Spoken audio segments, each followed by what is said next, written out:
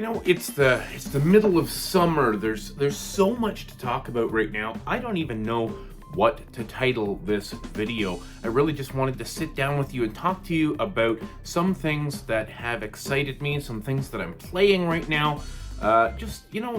It's been a while since I've actually just sat down and talked to the camera. So I'm going to get into things that I've been playing, things that I have been excited about. We've had a whole month of announcements. There's some interesting games that are coming out that I'm pretty excited about. There's just a lot of stuff to talk about. So let's get right into it. So, as anyone who has been following this channel knows, I got a Steam Deck about 3 months ago, and I'm probably going to make a dedicated video about my experience with the Steam Deck over the first 3 months or so. But a few of the highlights, things that I have really been enjoying in the gaming sphere with the Steam Deck has changed a lot of stuff. It has taken away a lot of my gaming time from my other devices, but what really surprises me the most is that it hasn't taken away all the time. I'm actually spending more time with some of my other devices, particularly handhelds, than I actually thought I would, considering the Steam Deck can do pretty much everything that all of those other handhelds can do. Some of you may know, a couple of weeks ago, I had my 2DS XL, my new 2DS XL, which was my primary 3DS family console. It was stolen out of my car. And for those of you who don't know, 3DS stuff is getting really, really expensive, and it's really crazy. Like, that 2DS XL is worth, here in Canada, approaching $300 for just a basic, not a special edition or anything. I had previously traded my 3DS XL, which was just the base gray model, in a video game trade to get some Switch stuff or something. I don't remember. That was a few months ago. So I ended up with actually no way to play my 3DS library, and I was super depressed about that because I absolutely love the 3DS, excuse me, and that's one thing that the Steam Deck, sure, it can emulate stuff, but you really can't replace, the 2 screens of the DS family of consoles, and the touchscreen support, which, sure, the Steam Deck has a touchscreen, but it's just not the same. Like, you really want to play those games on the console that they were intended for. So I went out and I actually bought, in the course of a trade, got my hands on a nice Hyrule Edition new 3DS XL. I also picked up this hard shell case because this is quite collectible. Now, this cost me $400 in trade, but it's an absolutely just stellar mint condition. I absolutely love this thing, but I'm kind of afraid to take it out and about and really play it the way I want to play a 3DS. See, I usually take a 3DS to work with me, just play it on break or play it in between, whatever sessions. When I get 5-10 minutes here and there, the 3DS is an absolutely perfect console to do that for. So I actually went out and purchased a base launch edition 3DS, the teal green, the kind of whatever color you call that. It's not exactly teal green, it's kind of a greeny blue color, but quite a bit smaller physically. It fits in your pocket a little bit better, and that's really a great device to just carry around with you. The Steam Deck, for all of its horsepower and all of its, great features, is not really a portable. It's not like, it's handheld in that you hold it in your hands, but it is not portable. You need a backpack for that sucker, man. Like, you got to put it in its case, and then the case is like, this big, and you need like a backpack or something to put it in. So, from the standpoint of just taking it to the doctor's office with you, or taking it, to work to play on lunch break or something, it's really not an ideal device. And the 3DS, for its limitations, is one of my favorite handhelds of all time, specifically because it's so portable, and with the flip open and flip close screen that they introduced with the Game Boy Advance SP and carried all the way through the DS and the 3DS models, it protects the screen, it protects the buttons. You can fold it closed, put it in your pocket, and you don't really have to worry about anything. Sure, you might get a little scuff or a little scratch or something on the body of the console, but all the working parts are protected with that form factor. And so to me, that makes it the ultimate take on the go with you console. So I'm really enjoying playing quite a lot on my 3DS right now. I played about the first 10 puzzles worth of Professor Layton and the Unwound Future, which, you know, I want to love Professor Layton. Level 5 is probably my favorite developer and publisher of all time. I absolutely love Ni no Kuni, and I've got Snack World, which is their newest one on the Switch, which is a really interesting game. And of course, they did stuff like Rogue Galaxy on the PS2. Such a prolific and fantastic developer, but I don't like the puzzles. I feel like the puzzles in Professor Layton games, this is the second Professor Layton game that I've tried to get invested in. I love the art, I love the story, you know, the voice acting, everything is fantastic, but those puzzles feel like something you get out of the back of a dollar store activity book or something. They're just cheap puzzles that are, you know, always have trick answers and stuff like that, and just not my thing. So I put that aside and I started another level 5 game, Yokai Watch, which I had started a couple of years ago and kind of enjoyed but got stuck. So I'm starting a fresh playthrough of Yokai Watch now on the 3DS. And then when I'm home and I'm actually playing the Steam Deck, I'm actually really shocked at just how obsessed I am with Persona 4 Golden. What a game, what a game. I wish I had played this game a long time ago, but it was locked on the PS Vita, a console that I, you know, really have never owned. And eventually it came to Steam, and I didn't really have much of a gaming computer. Now I have a gaming computer, so it wouldn't have been a problem to play it there. But I picked it up when I picked up the Steam Deck, and I started playing this game. And man, this game owns me right now. I absolutely love this game to the point where I'm playing the music like every day in the car when I'm at work. I've got the music stuck in my head all the time. Everything about this game is so fantastic, and I can't wait to dive further into this game and actually beat it. I've played a little bit of Persona 5, but I've really never gotten into the Persona series this far until I started Persona 4, and it just absolutely hooked me. It's got its talons into me, its tentacles into me, and I can't stop. I absolutely think this is one of the best games I've ever played.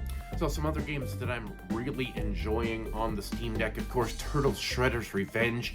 That game is such a blast from the past. It's such an amazing game.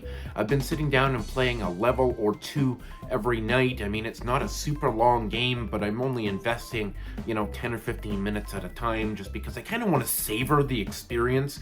I want to stretch it out over a longer period of time. What a fantastic game. I absolutely love modern beat 'em ups. I absolutely, going back to something like Streets of Rage 2 on the Sega Genesis collection, for example, on the Nintendo Switch, those beat 'em ups were absolutely legendary at the time, but sometimes some of those older ones can feel a little bit clunky. Going back to them now, maybe a little bit slow. Depends on the game. Some of them are faster than others, but they can sometimes feel a little bit clunky. But the renaissance for me with these new beat 'em ups was Streets of Rage 4 a couple of years ago. Playing that absolutely blew my mind, and it became one of my favorite games of all time. I absolutely love Streets of Rage 4, and when I saw that Dotemu was releasing Shredder's Revenge, I had really high hopes that this was going to be another absolute banger of a beat 'em up. I really enjoy quite a few of the newer ones. River City Girls is another one that I really enjoy, and Scott Pilgrim vs. the World, which I guess is not super modern. It's probably 10 or 12 years old or something at this point, but I've played through all of these games and absolutely love them, and Turtles Shredder's Revenge is absolutely no exception. It is a top tier, absolutely must play game if you love beat 'em ups in that old arcade genre. So absolutely check that one out if you haven't. It's only about $25 to $30 on Steam or on the Switch or wherever you want to play it. Speaking of the Switch, what have I been playing on the Switch? Well, I've gotten into a couple of things on the Switch recently, but the biggest game that I'm playing right now, believe it or not, is Captain Toad Treasure Tracker. I feel like this game is such an underrated gem. Treasure Tracker, it's this diorama sort of setting. If you haven't played it, you play as Toad and it's a puzzle, but it's like a 3D environmental puzzle where you go through these levels and you have to find your way through perspective issues where you've got to rotate the camera and stuff. Sometimes there's enemies that you can't really kill. You have to just avoid them and, figure out their patterns so that you can get past them to get the stars, for the goal at the end of the level is obviously to capture the big star and get as many coins as you can along the way. I'm absolutely addicted to this game, and that's another game that I'm sitting down and playing 1 or 2 levels every night or so. Absolutely love that game and want to beat it. And I've got a few other games now that I've replaced because I sold so many games. If you've been following the channel, you know that I sold almost my entire video game collection, and so I'm starting to get some of them back that I really did want to keep, and one of them is Diablo 3. Now, speaking of Diablo, I have been playing Diablo Immortal on my phone, and despite all of the controversy about the microtransactions with Diablo Immortal, there is a great game to be had there, a great experience to be had there. I'm playing it on my iPad. I have a new 9th gen iPad, and it runs absolutely seamlessly, smooth as butter on that iPad. It's a great game, it's a great story, and if you are a fan of Diablo and the lore of Diablo, you really shouldn't miss out on playing Diablo Immortal because there is a free experience there. I have not spent a single penny on Diablo Immortal. I'm about halfway to fully leveled up. I've played 4 or 5 hours or something, and I'm like level 23, whatever. There is no need to spend money if you just want to experience that story that happened, I guess, between, if I remember correctly, it happens between Diablo 2 and Diablo 3.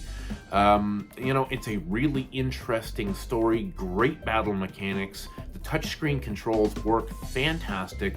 There is nothing wrong with this game. It is excellent. The only problem is all of these microtransactions, and a lot of people don't want to support the nasty microtransactions, and they don't want to support Blizzard for pulling this crap. But you know what? Play for free.